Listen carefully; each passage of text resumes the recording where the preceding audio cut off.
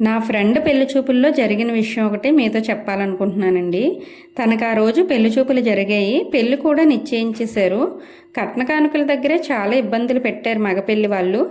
But అమ్మాయికి అబ్బాయి బాగా నచ్చడం వల్ల కొంచెం కష్టం అయినా సరే ఖాయం చేశారండి. ఇంకా చుట్టాలంతా వెళ్ళిపోయే ముందు పెళ్లి కొడుక్కి అన్నయ్య వరుస అయ్యే ఒక వ్యక్తి పెళ్లి కూతురి తల్లితో చాలా గర్వంగా ఇలా అన్నాడండి. మీ అమ్మాయి మా ఇంట్లో మేము నుంచోమంటే నుంచోవాలి, కూర్చోమంటే కూర్చోవాలి, మాకు అస్సలు ఎదురు చెప్పకూడదు అన్నారు. ఆ మాట విన్న తర్వాత ఆయన అజ్ఞానానికి నవ్వాలో లేక అమ్మాయి భవిష్యత్తు గురించి బాధపడాలో నాకు అస్సలు అర్థం కాలేదు. అయినా మీరు నుంచోమంటే నుంచోడానికి, కూర్చోమంటే కూర్చోడానికి కోడలే ఎందుకండి? బజారుకి వెళ్ళి ఒక కుక్క పిల్లను కొని తెచ్చుకుంటే సరిపోతుంది కదా. ఆడపిల్ల అంటే ఆటబొమ్మ కాదు కదా. కోడలికి విలువిచ్చే ఇంటికి, ఆ ఇంట్లో మనుషులకి సమాజం కూడా విలువిస్తుందండి.